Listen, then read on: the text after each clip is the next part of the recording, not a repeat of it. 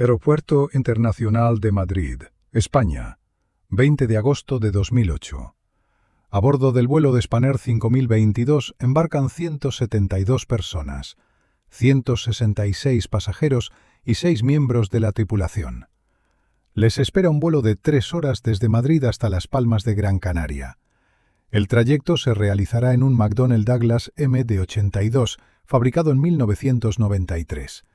Se trata de un avión de fuselaje estrecho considerado fiable que, en el momento de los hechos, acumulaba casi 32.000 horas de vuelo. Mientras el personal de tierra carga el equipaje, los pilotos terminan los procedimientos previos al vuelo en la cabina. En el asiento izquierdo se encuentra el comandante, Antonio García Luna, de 39 años. Es un antiguo piloto militar y capitán del Ejército del Aire español, acostumbrado a la disciplina y a la precisión. Sus compañeros lo describen como una persona metódica e incluso algo pedante. Acumula un total de 8.476 horas de vuelo, de las cuales más de 5.500 corresponden a aeronaves de la familia MD. Luna es conocido por exigir siempre a sus copilotos que ejecuten cada instrucción con absoluta precisión. En el asiento derecho se encuentra el copiloto Francisco Javier Mulet, de 31 años. Lleva relativamente poco tiempo en la aerolínea, alrededor de 1 año y medio, pero ya suma más de 1.000 horas de vuelo en el MD-82. Juntos forman un tándem clásico, un comandante estricto y experimentado, con pasado militar, y un copiloto enérgico y diligente. Los pasajeros ocupan sus asientos, guardan el equipaje de mano y piensan en las vacaciones que los esperan. Por delante tienen un vuelo rutinario de Madrid a Las Palmas. El tiempo es perfecto y la visibilidad excelente. No existe ningún factor, ni en el cielo ni en tierra, que parezca capaz de impedir aquel vuelo aparentemente normal. Sin embargo, precisamente en esa atmósfera de absoluta tranquilidad y confianza, empieza a abrirse la primera grieta, casi imperceptible, en el sistema de seguridad. En la aviación, el tiempo puede convertirse en el enemigo más traicionero. En cuanto el reloj empieza a dejar atrás el horario previsto, cambia el estado psicológico de la tripulación y aparece la presión provocada por el retraso. El vuelo 5022 ya había llegado desde Barcelona con una pequeña demora. La salida hacia Las Palmas está programada para las 13 horas. Los pasajeros están a bordo, las puertas están cerradas y los sistemas se encuentran en funcionamiento. A las 13 horas y 6 minutos, la tripulación solicita autorización para poner en marcha los motores y pocos minutos después, el MD-82 comienza a rodar hacia la pista 36 izquierda. Pero durante el rodaje, los pilotos detectan algo extraño. En el panel de instrumentos, el indicador de temperatura del aire de impacto, conocido como RAT, muestra valores absurdos. La sonda RAT mide la temperatura del aire exterior teniendo en cuenta la velocidad del flujo que golpea el avión. Esos datos son fundamentales para los ordenadores de a bordo, porque sirven para calcular la potencia que deben desarrollar los motores y la velocidad a la que el avión podrá separarse del suelo con seguridad. Sin embargo, en lugar de los 30 o 33 grados esperados, el indicador muestra 104 grados. Es físicamente imposible. El comandante comprende que con esos datos, el ordenador no podrá calcular correctamente los parámetros de despegue. A las 13 horas y 24 minutos, el avión ya se encuentra en posición, listo para iniciar la carrera. El controlador autoriza el despegue. Spanair 5022, viento de 150 grados, autorizado para despegar. Pero el comandante decide cancelar el despegue y averiguar qué ocurre con la sonda defectuosa. 2 minutos después vuelve a comunicarse con la torre. Madrid, Spanair 5022, tenemos un pequeño problema, necesitamos abandonar la pista. El avión gira lentamente y se dirige a la posición remota Romeo 11. Dentro de la cabina de pasajeros empieza a hacer mucho calor. En tierra, el aire acondicionado no funciona a plena capacidad y los 166 pasajeros comienzan a sentirse incómodos. El comandante Antonio García Luna está irritado. Saca el teléfono móvil y llama al centro técnico de Palma de Mallorca. Explica la situación y comenta que ya ha intentado rearmar el disyuntor, pero que no ha servido de nada. Para un piloto de su experiencia, Tener que abandonar la pista por una simple sonda de temperatura es una molestia frustrante que afecta tanto a su orgullo profesional como al horario del vuelo. La tripulación se siente culpable ante los pasajeros y ante la compañía, y esa sensación empieza a empujarla a actuar con prisa. Quieren despegar cuanto antes. En cuanto los técnicos firmen la documentación, ese estado psicológico, ese deseo de completar la tarea a cualquier precio, se convertirá en el primer eslabón de una cadena que devolverá al avión a la pista. En la posición Romeo 11 se acercan al aparato dos técnicos de mantenimiento. El comandante les explica el problema. La sonda RAT se está sobrecalentando. Los técnicos realizan una comprobación y descubren rápidamente la causa. El calefactor de la sonda se ha activado mientras el avión todavía está en tierra. La calefacción de las ondas es necesaria durante el vuelo para evitar que se congelen a gran altitud. Sin embargo, en tierra debe permanecer apagada. Su activación automática con una temperatura exterior de 30 grados es una señal evidente de una avería técnica. Los técnicos consultan la lista de equipamiento mínimo, conocida como MEL. Se trata del documento que especifica con qué averías puede volar un avión de manera segura. En aviación, una aeronave no necesita tener absolutamente todos sus equipos en perfecto estado para poder despegar. Existe una lista estricta de sistemas que pueden permanecer inoperativos siempre que se cumplan determinadas condiciones. La MEL del avión indica que se permite volar con la calefacción de la sonda RAT averiada siempre que no se prevean condiciones de formación de hielo durante la ruta. El pronóstico meteorológico hacia Canarias es ideal. No hay nubes, humedad, ni ninguna condición favorable para la formación de hielo. Los técnicos toman la decisión que les parece más lógica y rápida: cortar la alimentación eléctrica del calefactor defectuoso. Para hacerlo, localizan en el panel situado detrás de los asientos de los pilotos el disyuntor correspondiente y lo extraen. El calefactor deja de recibir electricidad y la sonda empieza a enfriarse. Sobre el indicador RAT colocan una etiqueta amarilla con la palabra INOP, que significa que el sistema está inoperativo. Sin embargo, ni los técnicos ni los pilotos comprenden un detalle fundamental de la arquitectura del MD-82. El disyuntor y el relé relacionado con él no controlan únicamente la calefacción de la sonda RAT. Ese mismo relé también es una pieza esencial de la lógica del sistema TOWS, el sistema de advertencia de configuración de despegue. El TOWS avisa a los pilotos cuando intentan despegar con una configuración incorrecta. Si los flaps o los slats no están extendidos, si el compensador no está ajustado correctamente o si el freno de estacionamiento permanece activado. En tierra el sistema está activo.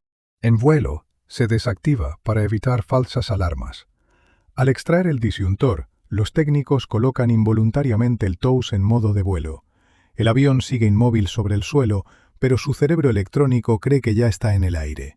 Por lo tanto, el sistema de advertencia de configuración incorrecta para el despegue deja de emitir señales. Se queda dormido, convencido de que su trabajo ha terminado. A las 14 horas concluyen todos los trabajos y se autoriza nuevamente la operación del avión. El comandante Antonio García Luna firma el registro de mantenimiento. En la cabina aparece entonces una tercera persona, una auxiliar de vuelo de Spanair que viaja a Las Palmas como pasajera y ocupa el asiento plegable. Pregunta: ¿entonces ya está reparado? ¿Han cambiado el relé? El copiloto Mulet responde: no, simplemente han desconectado el interruptor. La prisa alcanza su punto máximo. El retraso ya supera 1 hora y la tripulación prepara apresuradamente el avión para volver a salir. A las 14 horas y 8 minutos, los motores del MD-82 vuelven a ponerse en marcha. El avión comienza a rodar hacia la misma pista, la 36 izquierda. Pero ahora el ambiente en la cabina ha cambiado. La concentración, que había alcanzado su nivel máximo durante el primer intento, ha disminuido de forma evidente. La presencia de una compañera en el asiento plegable relaja a los pilotos. Empiezan conversaciones ajenas al vuelo.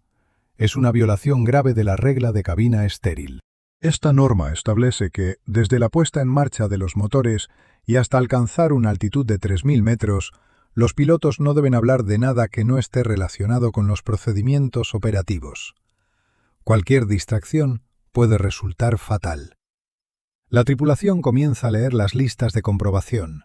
En el MD-82 se trata de un proceso crítico, especialmente durante la lista posterior a la puesta en marcha, donde aparece el punto dedicado a los flaps y los slats. El comandante Luna, que normalmente es muy exigente, esta vez pasa por alto ese punto. El copiloto Mulet no lo cuestiona. La palanca que controla los dispositivos hipersustentadores del ala permanece en la posición 0. Los flaps y los slats son superficies móviles del ala. Durante el despegue se extienden para aumentar la superficie alar y su curvatura. Sin ellos, el avión no puede generar suficiente sustentación a las velocidades utilizadas durante la carrera de despegue. Intentar despegar un MD-82 sin flaps es prácticamente un suicidio. Durante el briefing de despegue, los pilotos deberían confirmar una vez más: flaps ajustados a 11 grados, slats extendidos, pero no lo hacen. En su lugar, hablan del retraso y de sus planes para la tarde. Durante la comprobación final, Mulet pronuncia mecánicamente: flaps 11. Sin embargo, su mano no toca la palanca y sus ojos no miran el indicador. Se limita a leer lo que debería estar configurado, no lo que realmente está configurado. A las 14:23, el avión entra en la pista 36 izquierda. Los pilotos colocan las palancas de potencia en posición de despegue y el rugido de los motores JT8 de Duna empieza a aumentar.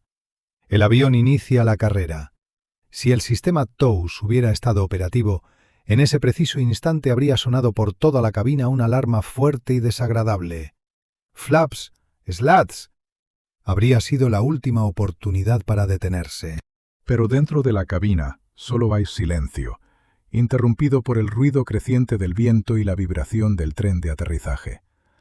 Al alcanzar los 100 nudos, aproximadamente 185 km por hora, el copiloto anuncia: B1.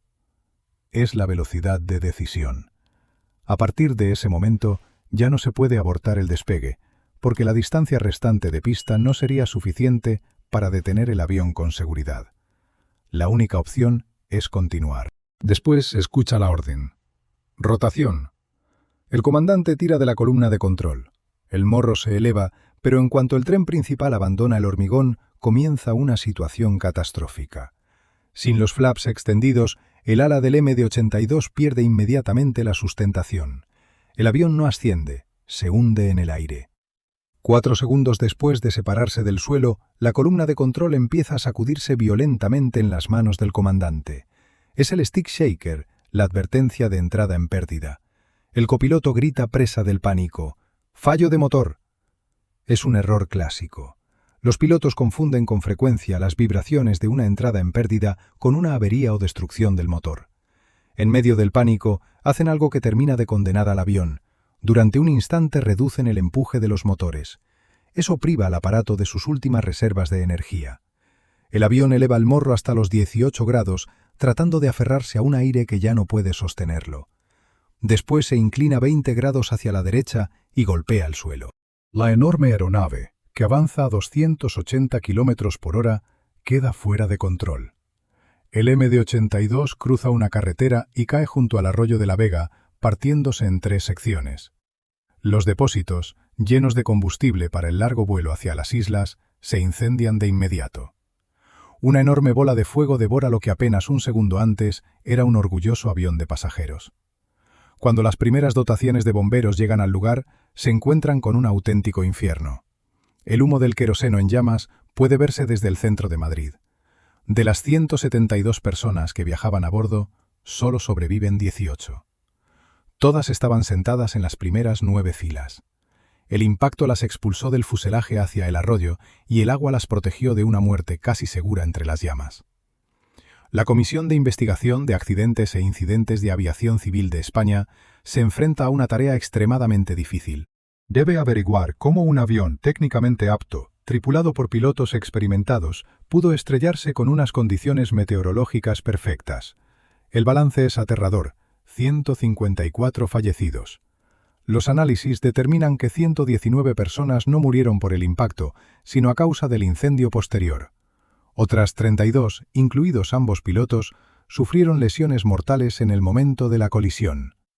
Las primeras sospechas de los investigadores recaen sobre los motores. Algunos testigos aseguran haber visto llamas. Sin embargo, las cámaras del aeropuerto y los datos de las cajas negras confirman que los motores funcionaban correctamente. Tampoco se confirma la teoría de una activación involuntaria de la reversa. Uno de los inversores de empuje ya había sido desactivado anteriormente por los técnicos conforme a la MEL, y aquella medida era legal. Los investigadores encuentran una pista decisiva entre los restos de la sección de cola, el mismo relé. Tras examinarlo durante mucho tiempo con un microscopio, descubren señales de atasco y sobrecalentamiento en sus contactos. Aquel pequeño dispositivo era el punto de conexión entre dos sistemas. Debido al fallo del relé, el sistema TOWS quedó inutilizado precisamente cuando el técnico extrajo el disyuntor. La avería técnica ocultó un error humano, pero seguía existiendo una pregunta fundamental. ¿Por qué un piloto experimentado como Antonio García Luna no se dio cuenta de que la palanca de los flaps estaba en la posición 0? Al escuchar la grabadora de voces de cabina, los investigadores no oyen a dos pilotos plenamente concentrados, sino a personas cuya mente está ocupada por problemas cotidianos y por la irritación causada por el retraso. En 3 listas de comprobación diferentes omiten la verificación de los flaps. La tragedia del vuelo 5022 se convierte en un ejemplo clásico del modelo del queso suizo de James Reason. Según este modelo, una catástrofe ocurre cuando los agujeros presentes en varias capas de protección, la técnica, la procedimental y la humana, se alinean accidentalmente. Analicemos cada una de esas capas. La primera es la capa técnica. El relé R2-5 estaba averiado, lo que provocó el sobrecalentamiento de la sonda RAT. La segunda capa corresponde al mantenimiento. Los técnicos resuelven el problema de la manera más sencilla, sin conocer la relación entre la sonda RAT y el sistema de advertencia de configuración de despegue TOWS. La tercera capa es la psicológica. Un retraso superior a 1 hora genera presión y hace que la tripulación empiece a actuar con prisa. La cuarta capa es el CRM, es decir, la gestión de los recursos de la tripulación. La presencia de una persona ajena a la operación en la cabina destruye por completo la disciplina.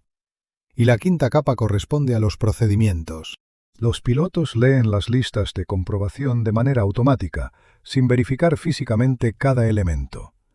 En aviación existe un fenómeno conocido como sesgo de expectativa. Cuando el copiloto lee la lista, su cerebro espera inconscientemente que todo esté correcto. Aunque ve la palanca de los flaps en la posición 0, su mente completa la imagen con el valor que espera encontrar, 11. La Comisión Española es contundente en sus conclusiones. La causa principal fue la incapacidad de la tripulación para configurar correctamente el avión antes del despegue, junto con su incapacidad para reconocer las señales de entrada en pérdida cuando todavía existía alguna posibilidad de recuperar el control. Si el comandante, al activarse la vibración de la columna de control, hubiera bajado simplemente el morro, el avión podría haber ganado velocidad y quizá habría logrado mantenerse en vuelo incluso sin los flaps extendidos. Sin embargo, continuó tirando de la columna hacia sí, destruyendo las últimas posibilidades de salvación. Esta catástrofe vuelve a recordarnos que en la aviación no existen detalles insignificantes. Una sonda de temperatura exterior, que parecía un instrumento secundario, se convirtió en el detonante de un mecanismo fatal. Después del accidente, el mundo de la aviación cambió. La Comisión Española emitió 33 recomendaciones de seguridad. Desde entonces, el procedimiento de comprobación del sistema TOWS antes de cada vuelo pasó a ser obligatorio y mucho más estricto en todo el mundo. Los pilotos ya no se limitan a comprobar las luces, simulan una configuración incorrecta para asegurarse de que la alarma funciona. También se revisaron las normas relacionadas con la MEL. Cualquier manipulación de los disyuntores que pueda afectar a la lógica de los ordenadores exige ahora un análisis exhaustivo de todos los sistemas relacionados. Además, la formación moderna de los pilotos incluye entrenamiento psicológico para aprender a controlar la presión y evitar que la prisa afecte a la toma de decisiones. Finalmente, la aerolínea, que llevaba mucho tiempo atravesando dificultades económicas, no logró superar el daño causado a su reputación y dejó de operar en 2012. ¿Y ustedes qué opinan, amigos? No olviden compartir sus ideas en los comentarios. Hasta la próxima.